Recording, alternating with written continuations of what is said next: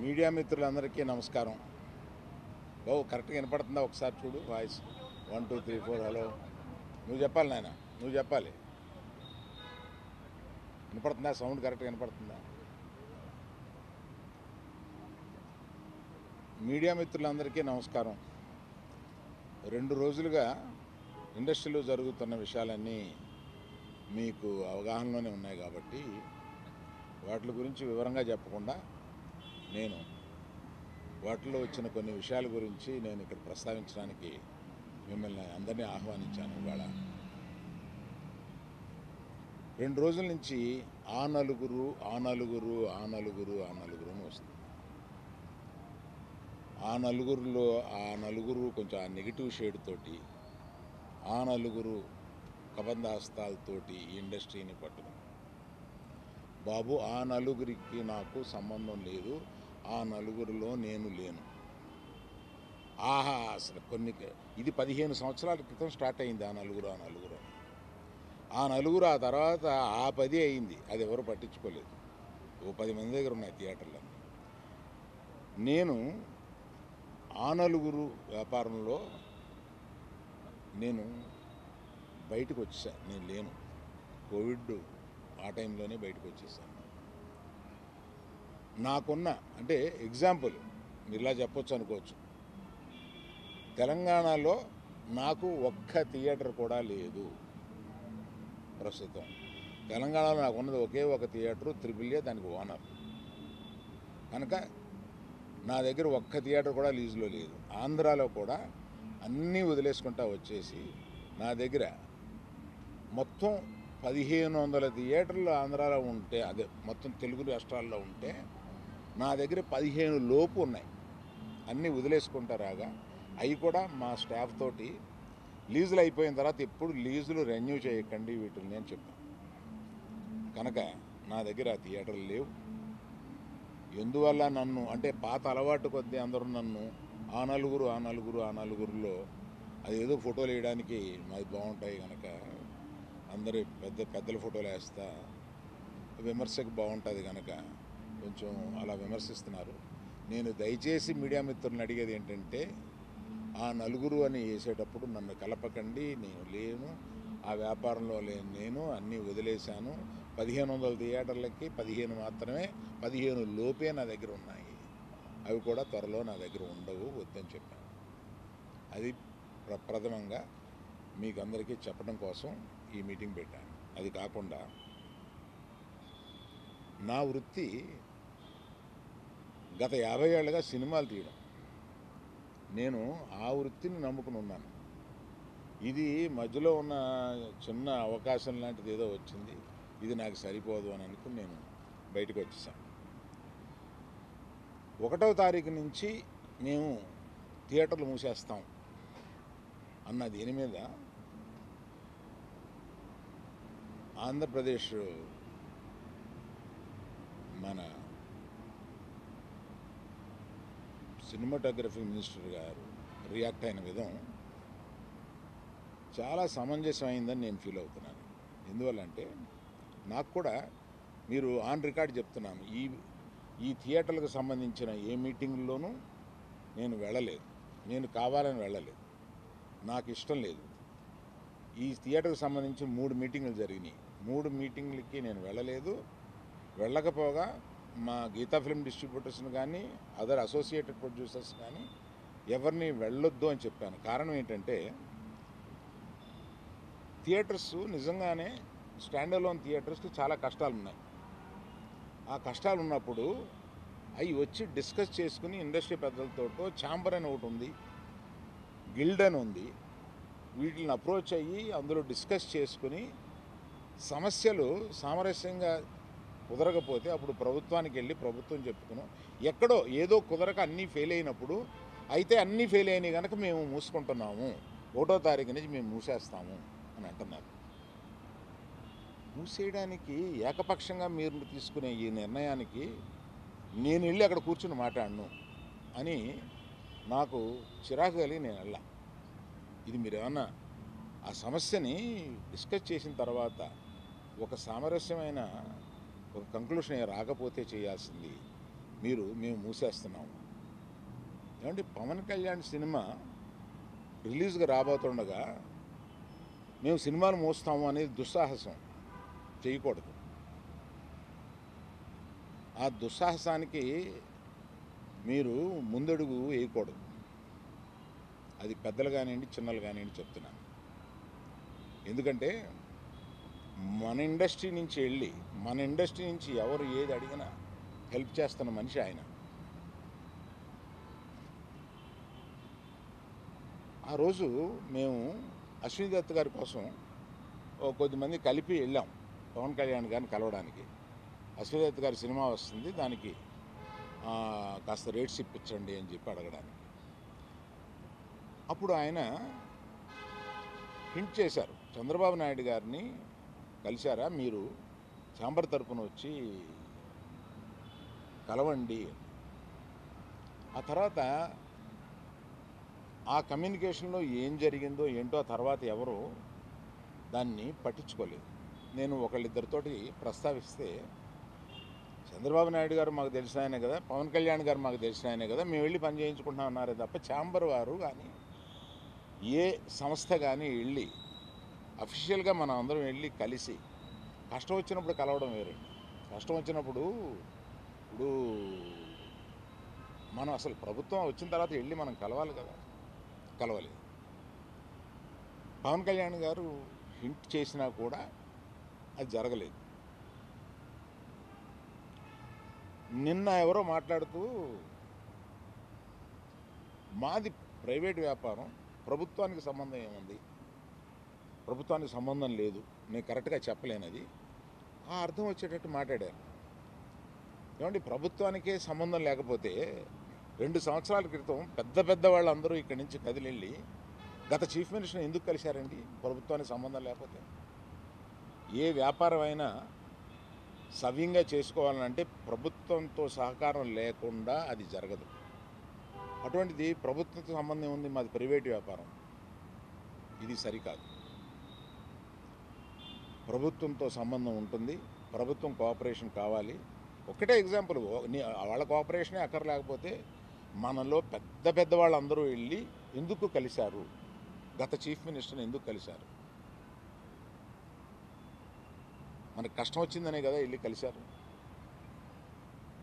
కష్టం వస్తే కానీ వెళ్ళి కలవమా? ఒక ఫార్మాలిటీ లేదా? అందువల్ల మినిస్ట్రీ నుంచి వచ్చింది నేను చదివాను, అది చాలా సమర్థనీయంగా ఉంది, ప్రశ్నలు కరెక్ట్గా ఉన్నాయి. నిజంగానే సమస్యలు ఉన్నాయండి. స్టాండ్ అలోన్ థియేటర్స్కి సమస్యలు 100% ఉన్నాయి. ఇవాళ వాళ్ళ మనుగడ కూడా కొంత కష్టం అవుతుంది. ఆ మనుగడ కష్టమైనప్పుడు వాళ్ళందరూ ఏకమై వచ్చి ఏం చేయాలా అని ఒక నిర్దిష్టమైన దీంతో కాకుండా ఇట్లాగా మేము మూసుకుంటున్నాము థియేటర్లో, ఇప్పుడు మీరు మాతో సంభాషణకి రండి, అది నాకు నచ్చక నేను వెళ్ళలేదు, అందరికీ వెళ్ళొద్దు అని చెప్పాను. మీరు దయచేసి, నేను మీకు కొన్ని ప్రశ్నలు ఉంటాయి, మీరు ప్రశ్నలు అడగొచ్చు. కేవలం మనం ఈ సమస్య వాళ్ళ మాట్లాడుకున్న దానికి పరిమితం చేయకపోతే జనరల్గా ఏమవుతుందంటే మీరు ఏదో అడుగుతారు, నేను ఏదో చెప్తాను, అది హెడ్డింగ్లోకి వెళ్ళిపోతుంది. అలా కాకుండా ఇవాళ హెడ్డింగ్ 1500 థియేటర్లు ఉంటే నా దగ్గర 15 మాత్రమే ఉన్నాయి, ఆ నలుగురిలో నేను లేను.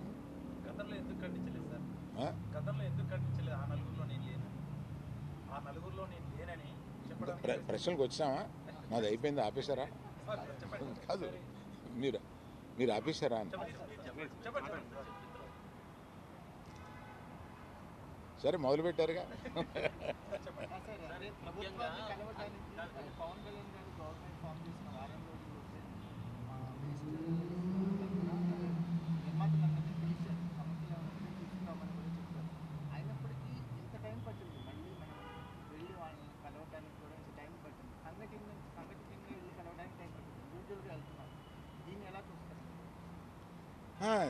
ఛాంబర్ ముందుకు రావాలండి.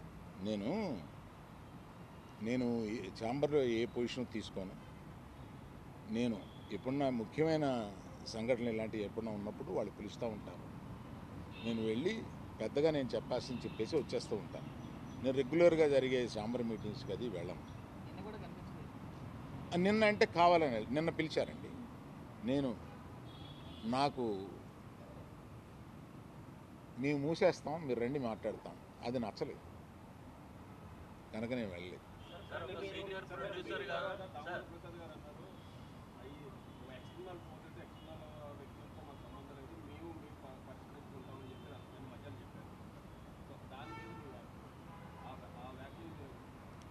అంటే మాలో మేము పరిష్కరించుకుంటాం అన్నది ఏంటంటే, నిర్మాత, డిస్ట్రిబ్యూటరు, ఎగ్జిబిటరు మధ్యలో సమస్యలు ఉంటే మేము పరిష్కరించుకుంటాము అని అనుకుంటారు అని అనుకుంటున్నాను. సార్, ఇండస్ట్రీకి ఇంత ఇంపాక్ట్ చేసే ఒక సమస్య వచ్చినప్పుడు మాట్లాడకపోవడం కూడా, మీరు నిజంగానే మీకు నచ్చలేదని చెప్పారు, మాట్లాడడం కూడా, అంటే అల్లు అరవింద్ గారు లాంటి పెద్ద వ్యక్తి, ఇందులో ఇన్ని సంవత్సరాలు జర్నీ ఉంది మీకు, మీరు మాట్లాడకపోవడం కూడా ఇబ్బందే కదా. అవునండి, అందుకనే మీరు చెప్పాల్సింది కదా. అవునండి, ఒక్క ఎగ్జిబిటర్స్ చెప్పకుండా టోటల్గా ఆంధ్రప్రదేశ్ చెబుదామని తెలంగాణకి చెబుదామని వచ్చాను ఇక్కడికి. అంటే ఈ సమస్య అయిపోయాక వచ్చారు మీరు? లేదు, అవలా. ముందు చెప్పాలి కదా. పవన్ గారు రిటర్న్ గిఫ్ట్స్ అని చెప్పారు, దానిపైన మీ అభిప్రాయం? నిజమే కదండి, పవన్ కళ్యాణ్ గారు బాధపడింది 100% నిజం. ఆయన సినిమా వస్తుంటే మేము థియేటర్ మూసేస్తాం అని అంటే ఆయన బెదిరిస్తున్నారా ఏంటి? అంటే నిన్న వాళ్ళు చెప్పడం ఏంటంటే, మేము ఎప్పుడు ఎక్కడా కూడా అఫీషియల్గా థియేటర్స్ని మేము మూసేస్తున్నామని ఎవరు అఫీషియల్ నోట్ రిలీజ్ చేయలేదు. ఇది కేవలం ప్రచారం జరిగింది, దీనికే విచారణలో అయ్యి అని వాళ్ళు చెప్పడం జరుగుతుందని కూడా అన్నారు. అండ్ ఇంకో విషయం ఏంటంటే, మీరు ఆ నలుగురిలో లేకపోయినా ఇండస్ట్రీలో ఒక పెద్దగా మీరెందుకని ఇనిషియేషన్ తీసుకోలేదు? అంటే వెళ్ళి కలవాలి, లేదా నిజంగా యూనిటీ అనేటువంటిది ఇప్పుడు ప్రస్తుతం ఉన్నటువంటి మీరు అన్నట్టు ఇన్ని 3 బాడీస్ ఉండగా ఏ ఇండివిజువల్ వచ్చి తీసుకోరు, బాడీస్ తీసుకోవాలి. నేను కూడా వీటిలో యాక్టివ్గా లేను, కానీ నా సపోర్ట్ ఎక్కువ నాకు ఉంటుంది. ఏదైనా సమస్య వచ్చినప్పుడు నేను వెళ్తూ ఉంటాను, సపోర్టు నన్ను అడుగుతూ ఉంటారు. నా అభిప్రాయం వాళ్ళు నన్ను నిర్లక్ష్యం చేస్తారని కాదు, తప్పకుండా పెద్ద సమస్య వచ్చినప్పుడల్లా నన్ను పిలిచి మాట్లాడుతూ ఉంటారు. జరుగుతున్న పరిణామాలన్నీ చూస్తే నిజంగా ఆయన సినిమా విడుదలకు ముందు కుట్రగానే భావించవచ్చా? థియేటర్లు బంద్ చేయాలనేది ఒక కుట్రగానే భావించవచ్చా? లేదండి, అది నేను కొంతమందితో మాట్లాడితే ఇది తాత్కాలికం, మేము టెంపరీగా అనుకున్నదే తప్ప ప్రత్యేకంగా ఆయన సినిమా మీద మేము వ్యతిరేకతతోటి అన్నది కాదు అని అంటారు. కానీ అనేటప్పుడు ఆలోచించుకోవాలి, ఆ సినిమా ఉంది కదా. మీ అవగాహన మేరకు ఉన్న 1600 థియేటర్లో ఎన్ని లీజుల్లో ఉన్నాయండి? సరైన లెక్క నా దగ్గర లేదండి. మెజారిటీ లేవు, మెజారిటీ లేవండి, మెజారిటీ ఇండివిజువల్స్ దగ్గరే ఉన్నాయి. ఇది చాలామంది అనుకుంటారు, ఇందులో ఈ 1500లో ఒక కనీసం 500, 600, 700, 800 వీళ్ళ దగ్గర ఉన్నాయేమో అని. అలా లేవండి, చాలామంది ఇండిపెండెంట్ దగ్గర. తెలంగాణలో మల్టీప్లెక్స్లు ఉన్నాయండి, మల్టీప్లెక్స్లు అన్నీ కలిపి ఓ 3 కంపెనీల దగ్గర 4 కంపెనీల దగ్గర ఉంటాయి. మిగతా ఇండిపెండెంట్ థియేటర్లు కొంతమంది గ్రూప్స్ దగ్గర ఉన్నాయి. అది కాకుండా ఇండిపెండెంట్గా థియేటర్స్ బోల్డ్ ఉన్నాయి. గుత్తాధిపత్యం లేదు అనేది కాదండి, మీరు దయచేసి తిప్పి అడగండి.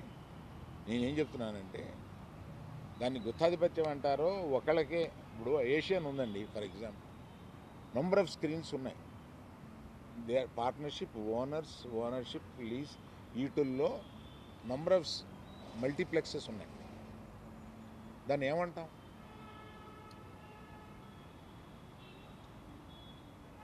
మీరేదో అడుగుతున్నారు. పర్సంటేజ్ విధానం కనుక తెస్తే స్టాండ్ అలోన్ థియేటర్స్ కంటే కూడా లీజ్ ఓనర్లకు ఎక్కువ బెనిఫిట్ అవుతుంది అని ఒక టాక్ అయితే ఉంది. మీరు దానితో ఏకీభవిస్తారు? నేను ఏకీభవించట్లేదు అసలు. అప్పుడైతే థియేటర్లకి మేలు జరుగుతుందంటే అది మరి దాన్ని సపోర్ట్ చేయాల్సిందే. థియేటర్లకు మేలు జరుగుతుందా లేదా, మీకు కావాల్సింది ఏంటి, థియేటర్ల వారికి కావాల్సింది ఏంటి? ఇక్కడ డిస్ట్రిబ్యూటర్ అనేవాడు ఒకడు ఉన్నాడండి, అతను మర్చిపోతున్నా. డిస్ట్రిబ్యూటర్కి ఏం కావాలో కూడా ఆలోచించాలి. నా దగ్గర నుంచి సినిమా తీసుకెళ్ళేది థియేటర్ ఓనర్ కాదు, నా దగ్గర నుంచి సినిమా తీసుకుని వెళ్ళేది ఒక డిస్ట్రిబ్యూటర్. ఆ డిస్ట్రిబ్యూటర్కి కూడా ఏం కావాలో ఆలోచించాలి. సో నిర్మాతకి ఏం కావాలి, డిస్ట్రిబ్యూటర్కి ఏం కావాలి, ఎగ్జిబిటర్కి ఏం కావాలి? సార్ కాకపోతే ఒక వాదన డిస్ట్రిబ్యూటర్కి నష్టం జరిగితే ఆటోమేటిక్గా తక్కువ రేట్లు పెట్టడమో కొండ మానేయడం చేస్తారా, నిర్మాతలు ఎఫెక్ట్ అవుతారు, నిర్మాతలు ఎఫెక్ట్ అయితే ఆటోమేటిక్గా రెమ్యూనరేషన్ కూడా తగ్గుతాయని కొంతమంది అంటున్నారు కదా. అది ఫార్ ఫెచ్డ్ థాట్. సార్ ఇప్పుడు మీరు ఆ నలుగురిలో మీరు లేరు అని పాప్కార్న్, ఈ కూల్ డ్రింక్స్ ఇవే రేట్ ఎక్కువ ఉన్నాయి, టికెట్ రేట్ కంటే అవే ఎక్కువ ఉంటున్నాయి కదా సార్. దాని మీద నాకు అవగాహన లేదు. మీరు వెళ్ళినప్పుడు ఎప్పుడైనా తీసుకుని మీరు ఆల్రౌండరు, పర్సంటేజ్ విధానం ఎంతవరకు కరెక్ట్ అంటారు? ప్రొడ్యూసర్ ప్లస్ ఎగ్జిబిటర్ రన్నింగ్ అదే ఛాంబర్ వారు సీరియస్గా డిస్కస్ చేస్తున్నారు కదా, ఒక నిర్ణయంలో వచ్చిన తర్వాత నేను చెప్తాను. అంటే మీకు ఎక్కువ అనుభవం సార్, మీరు చెప్పాలి. ఏపీ, తెలంగాణ, కర్ణాటకలో తప్ప మిగతా అన్ని చోట్ల కూడా ఈ పర్సంటేజ్ విధానమే నడుస్తుంది అని, కేవలం ఈ మూడిట్లో మాత్రమే ఈ రెంటల్ విధానం నడుస్తుందని కూడా. ఏమండి, తెలుగులో మాత్రమే ఎందుకు గొప్ప సినిమాలు వస్తున్నాయి? దీనికి ఒక కారణం చెప్పగలమా? అలాగే ఆ పరిస్థితులను బట్టే వస్తుంది తప్ప అన్నిటికీ ఓ రీజన్ ఉంటుంది. సార్ ఈ డిమాండ్ ఫస్ట్ ఈస్ట్ గోదావరిలో స్టార్ట్ అయింది. మీరు ఫాలో అయ్యి ఉంటే ఫస్ట్ ఈస్ట్ గోదావరిలో స్టార్ట్ అయింది. వాళ్ళు పిలుపునిచ్చే టైంకి అసలు జూన్ 12న పవన్ కళ్యాణ్ గారి సినిమా వస్తుందని ఎవరికి తెలియదు. అప్పటికి అనౌన్స్ కూడా చేయలేదు. వాళ్ళు ఏదో పోస్ట్పోన్ అయింది, ఏదో జరిగింది. సో అసలు ఇలాంటి ఉద్దేశమే లేదు హరిహర వీరమల్లుని ఇబ్బంది పెట్టే ఉద్దేశం. కాకపోతే ఈ పర్సంటేజ్ విధానం, ఈ థియేటర్ స్ట్రైక్ని వ్యతిరేకించే వాళ్ళు తీసుకొచ్చి పవన్ కళ్యాణ్ గారి సినిమాని ఇందులోకి లాగారు. సో దట్ ఏంటంటే పవన్ కళ్యాణ్ గారు అంటే భయపడి అతని పార్టీ తగ్గుతుందని చెప్పి అంటారు కొంచెం.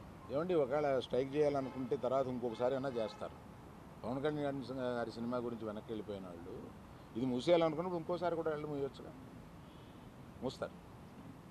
కానీ ఈ సమస్యను డిస్కస్ చేయకుండా ఏకపక్షంగా అలా అనడం అనేదానికి నేను వ్యతిరేకం. అందుకని నేను ఆ మీటింగ్కి వెళ్ళాలి. సార్ మీరు ఇప్పుడు థియేటర్స్ మీద మీకుండే సింపతి మీకు ఉంది, మీరు ఇప్పుడే చెప్పారు. బట్ జెన్యున్ కాజ్లో సఫర్ అయ్యే వాళ్ళు కూడా ఉన్నారు ఇక్కడ. మొత్తం అదంతా సైడ్ ట్రాక్ అయిపోయి ఇప్పుడు మొత్తం పవన్ కళ్యాణ్ గారి చుట్టూరు, హరిహర వీరమల్లు చుట్టూరు తిరుగుతుంది. అంటే ఆ ఇష్యూ లేకపోతే మీరు బయటకు వచ్చేవారు కాదు. దీన్ని ఎలా చూడొచ్చు అంటారు చెప్పండి. మీరు చెప్పిన దాంట్లో ప్రశ్న ఏమి లేదు, ఎలా చూడొచ్చు? అంటే ఇప్పుడు ఇష్యూ అంతా అసలు రియల్ ఇష్యూ అంతా సైడ్ ట్రాక్ అయిపోయింది, ఎవరో దాని గురించి మాట్లాడట్లేదు. ఇప్పుడు మొత్తం మాట్లాడేదంతా హరిహర. అది మీ అభిప్రాయం అయితే ఇక్కడికి వచ్చి చెప్పండి. సార్ ఆనంద్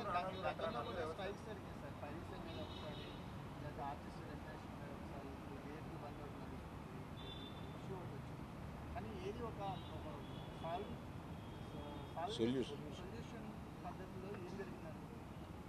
సొల్యూషన్ వైపుగా ఈ బంధులు ఎంతవరకు ఉపయోగపడినాయి? ఏమంటే ఏది సొల్యూషన్ జరగకపోతే ఏ ట్రేడ్ బాడీస్ ఇంతకాలం నిలవవు. ఇంతకాలం నిలవడానికి ట్రేడ్ బాడీస్ మన ఛాంబర్ పెట్టి 40-45 సంవత్సరాలు అవుతుందండి. ఇంకా పైన ఉందేమో, నాకు కరెక్ట్గా తెలియదు. ఈ ట్రేడ్ బాడీలో కూర్చుని చాలా సమస్యలు పరిష్కరిస్తూ ఉంటారు. గిల్డ్ కూడా ఒకటి మొదలైంది. అవును, గిల్డ్ కూడా ఒకటి మొదలైంది. అది కూడా ప్రొడ్యూసర్స్ మేలు జరిగేది అనుకుంటున్నాను. అవును. ఇప్పుడు ప్రస్తుతం గిల్డ్ వల్ల ప్రొడ్యూసర్స్కి ఎక్కువ మేలు జరుగుతుంది అని నేను అనుకుంటున్నాను. సార్ మరి భవిష్యత్తు ఎప్పుడైనా మరి ఇండస్ట్రీ నుంచి మరి ఏపీ గవర్నమెంట్ కలవడానికి ఏమైనా అవకాశం ఉందా మర్యాద సార్? కొరకు మర్యాద కలవలేదు అనేది కూడా అవునండి, దానికి నేను కూడా చాలా బాధపడతాను. మరి జరిగే అవకాశం ఉంది. థ్యాంక్ యూ అండి. సార్ ఒక లాస్ట్ క్వశ్చన్. సార్ క్యూబ్ కంపెనీలో మీకు ఏమైనా వాటాలు ఉన్నాయా? క్యూ కంపెనీలో నాకు వాటా లేదు. క్యూబ్ మీ చేతుల్లో, యూఎఫ్ఓ సురేష్ బాబు గారి చేతుల్లో ఉంది, అందుకనే థియేటర్స్ కొంచెం సఫర్ అవుతున్నాయి బయట ఒక టాక్ నడుస్తుంది. యూఎఫ్ఓ సురేష్ బాబు గారి చేతిలో లేదు. క్యూబ్లో నేను పార్ట్నర్ కాదు.